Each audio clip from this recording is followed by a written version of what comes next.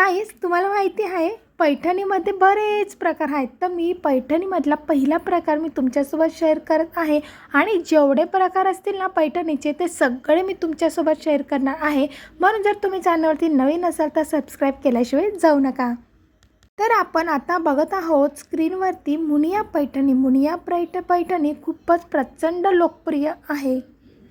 ती थोडी महाग मिळते पण तुम्हाला स्वस्त देखील मिळेल। जेव्हा आपण मुलीचा साखरपुडा तयार करतो, बस्ता बघायला जातो, तेव्हा आपण पैठणी साडीची निवड करतो। साखरपुड्याला आणि लग्नाच्या दिवशी म्हणजे हळदीच्या दिवशी देखील आपण पैठणी साडीचीच निवड करतो। त्यामध्ये येलो कलर खूप पॉप्युलर आहे। येलो आणि रेड कलरमध्ये जास्त खरेदी असते।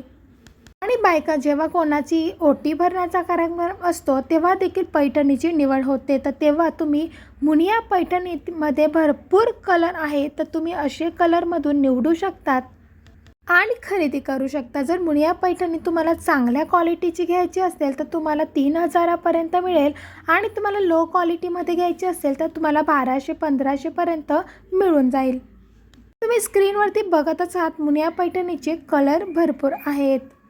मुनिया पैठणी ही धूपच्या सारखी दिसते, म्हणजे कलर तिचा एकच असतो, पण उन्हामध्ये गेलं तर सॉलिड चमकते आणि त्याची घडी छोटी होते आणि आपण कपाटात ठेवताना एकदम छोटी घडी करून ठेवू शकतो। तसेच आपल्याला नेसायला देखील तिचा अंगाला अगदी चापून चुपून बसणारी ही साडी आहे, म्हणून खरेदी नक्की करा। व्हिडिओ आवडला असेल तर सबस्क्राईब केल्याशिवाय जाऊ नका। पुन्हा नवीन पैठणीसोबत भेटूया।